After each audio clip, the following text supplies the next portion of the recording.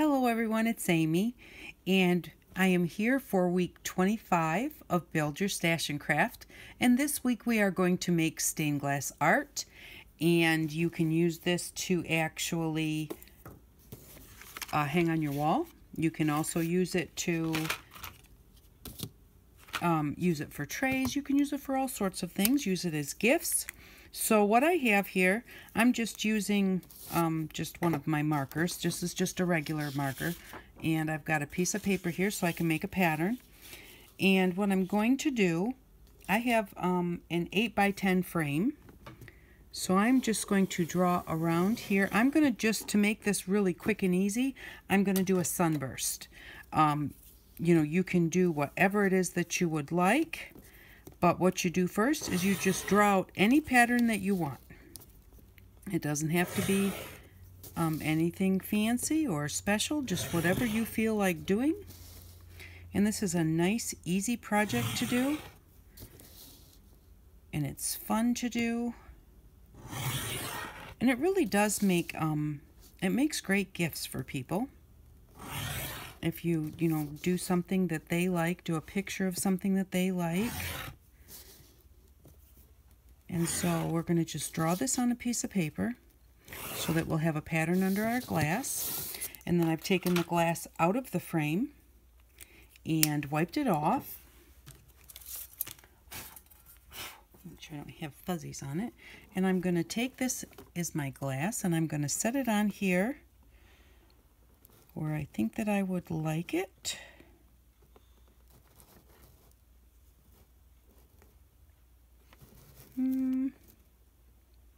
I think I'm going to put it right there. Okay, now what we're going to do is we're going to use our permanent markers. We're going to use our colors, and we are going to color in our areas. Now you can take a piece of your paper towel to set your hand on, and then you won't get the oils from your hand onto your paper. And we're not going to do the black until the end. We will put in the black lines at the very end, but we're just going to start by coloring. And you don't need to, you will see the marks on here. So I usually just color in by making circles, or you can do waves. You can do it however you want it, because you will see those. Don't try and just do a straight line in a straight line. It will drive you crazy. Because no matter what, you're going to see those lines. It's permanent marker and it's on glass, so it's going to leave the lines on there. But you're just going to go through and you're going to color it. Now you don't have to even fill in the whole space. This one I'll fill in, and then we'll have a few that we don't fill in, because we're going to put aluminum foil behind this. So wherever you don't color, you'll see the aluminum foil. You'll see it anyways, but it won't be silver. It will look colored. Just go through and just kind of get that done. And then just continue.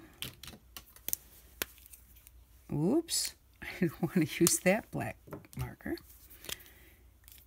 And you do want to use the permanent marker because permanent marker will stick to a slick surface. A permanent marker is basically the same as your alcohol inks are made out of the same ink that's in a permanent marker. And so your permanent markers will stick to anything shiny. And to take it off, all you have to do is use rubbing alcohol. If you get permanent marker all over your hands and you think you're stuck with it forever, all you need to do is use some rubbing alcohol. The higher the percentage, the better it works, because the percentage is just, if it says 51%, that means it's 51% alcohol and 49% water. So the higher the percentage, the more alcohol you have in there. And so that's what cleans your hands, is the alcohol.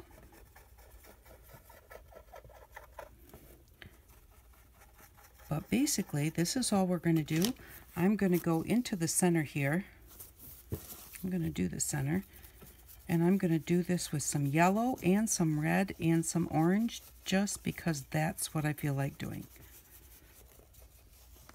But yeah, and see here where I'm going over the lines, if I had put the black on there already,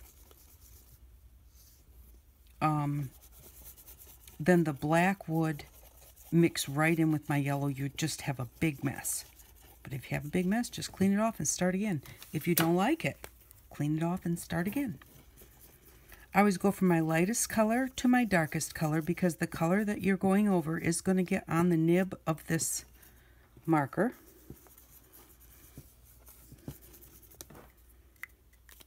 And so that way it doesn't show up as much. You wouldn't want to make your last color yellow, because if you did, you would get the red and the orange all over your yellow nib. If you do that, just color with it until it disappears. There we go. And I think I'll stop right here. I will finish coloring these and then I'll come back. Okay, so I've finished coloring the whole thing and I have some things to show you. Now, I want to look at it without the black lines behind it because I want to see how my coloring looks. And I did a few different changes. I did not like, I'm going to flip this one. I did not like the swirls on the starburst. So I had to decide different types of lines. I'm going to flip the glass over because that's the way you're actually going to see it. And so what I did was I tried the little stripes. I like that. And then over here I tried the stripes in orange and I decided to put the yellow with it, and I like that even better. So, you know, next time I might do like yellow and then orange and then a mixed stripe or something like that. I don't know how well you can see this, but this is the scribbles, and it just kind of doesn't look like a sun. So then this one here is one that I had scribbled, and no, I did not. This one is just straight lines only going part way. And what I did was I started high and went all the way to the bottom, and then I got a little bit lower as I got to the middle and then got a little bit higher again. And then I started the next one high and then just went to where they met and got shorter in the middle and taller on the outside. I'll show you that. Let me show you that with the black pen, how I did that. Because I do like the way that that looks. It looks pretty nice, and even if you don't completely touch. So what I did was I just started high and went back and forth and just got lower as I went. When I got to about the middle, then I just started going a little bit higher and a little bit higher again, like that. Okay, and so then, and the thing is that you don't want to do too much touch-ups on these. If you've got a spot here that you want filled in, you don't want to just fill in that spot. You want to like start at the bottom and go all the way up to that spot and then kind of like lift as you go. Because if you just touch, it will leave marks on your glass. So, and then what I did for the next part is I just started high again, and I'm not going to touch so you can kind of see how this goes. And then I just got longer and longer and longer. When I got to the center, longer here, shorter here, until I got to the center, and then I started going back up again. And it doesn't matter if your sides are even. It's not going to be that noticeable, but it's kind of a really nice background. Now with my colors, I did touch them, but that's the shape that I did for the one that I really like. And I also really like the double stripe. Let me see which side is. I'm going to flip it over. This is the side that will show when you put it in a frame. So we've got the swirlies, which didn't turn out so well, not for the sun. And then we've got the one I just showed you. And then this one is the same way, but this one is exactly the same as that one. I'm getting myself confused here because I flipped it over. This is just one coat of just straight lines. And, you know, just in bits, but it doesn't have that V shape to it. Just straight lines. And I do apologize, I know it's hard to see. Now this one, this one, this one, and this one, all four of these, because I had scribbled them first and then flipped it over and decided I did not like the looks of it, these all have two coats on them. They're just straight lines, but when you put the second coat, you kind of get a little bit of a deeper shade here and there, Same yellow, but just darker. And that looks kind of nice. So the two coats looks very nice. And then again, the stripes. And then here is the center, which I really do not like the looks of at all. So I was going to fix that, and I thought, well, maybe I should come on here and we can try and fix it together. And this one, I am probably going to get my yellow marker dirty, and I'll have to wipe it off. But this one, I think almost needs to just kind of follow the curve. I just really do not like the way that it looks. And when you want to keep moving. When you stop, it will kind of leave a mark. So always remember to start and stop at your edges. And maybe we won't need to put any yellow in here.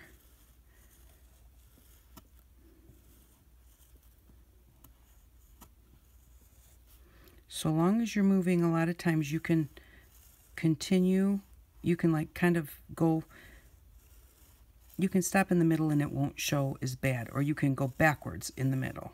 Like you could just go like this and it might be okay. But if you just go like this, it's going to leave a mark right where you stopped each time. But if you see something you don't like, just remember, go over it from the hole, from the outside edge. Don't just touch the middle. Unless you like that look, because if you touch the middle, it will leave little spots of the color. They kind of like, they bloom. It'll kind of leave little bloom spots. Okay, now, let me flip this over and see what I think. Put it down. And actually, I kind of like the way that looks, and it's got enough yellow in it that I don't need any yellow. So what I'm going to do now is I'm going to go in and put in my black lines. And that will really make it stand out. And again, you do that last because you don't want to get the black all over your permanent markers. Now for this one, I drew with a regular watercolor marker, but for your glass, you have to use your permanent marker. And I'm going to use the same thing that I used to draw it on there. And I'm just going to set that on there, start at the very edge, and when I get to the other end, I'm going to go all the way off. Just like that. If I decide that I need to touch it up, I can try and do something later, but probably if I thought I needed to touch it up, I would also start at the beginning and go all the way to the other side. Now I'm just going to take my marker or my ruler and kind of line it up there.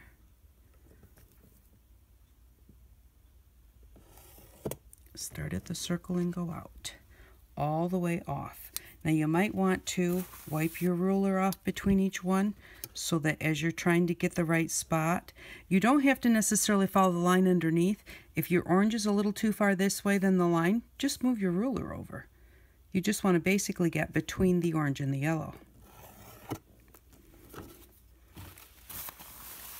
And yeah, it probably would be best to make sure. Now see, like here my line is here. I don't know if you can see this.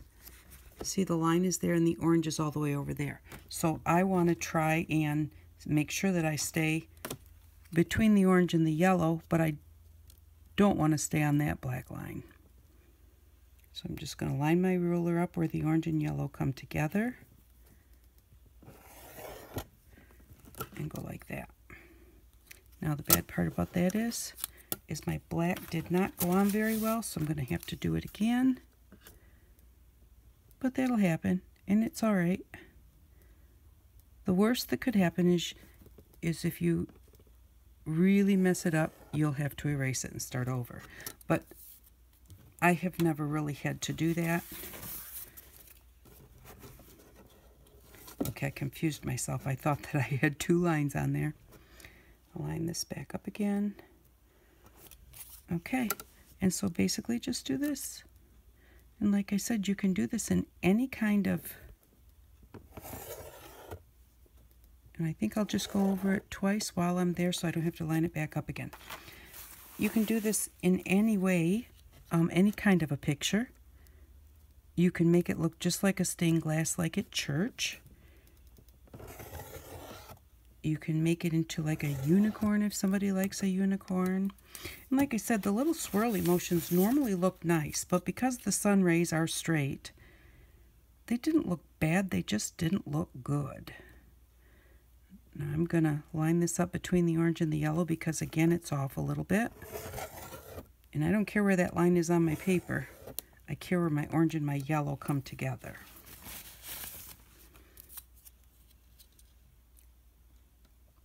Maybe I moved my paper when I was coloring, or maybe I've moved it just now while I was drawing the lines on.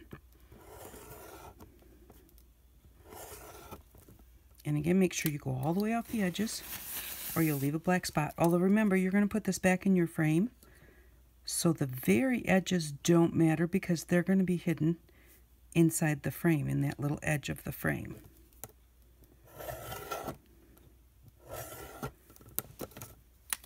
And I just really like doing this. I think it's a fun thing to do. And I made a little one just to like test and sample. Make sure I remembered how I did it, because actually I remember doing this again in Bible school. We had some really cool crafts that we did as teenagers in Bible school. So I guess that's how they figured they could get us all to come or something. There we go. Now, where's my regular piece of paper?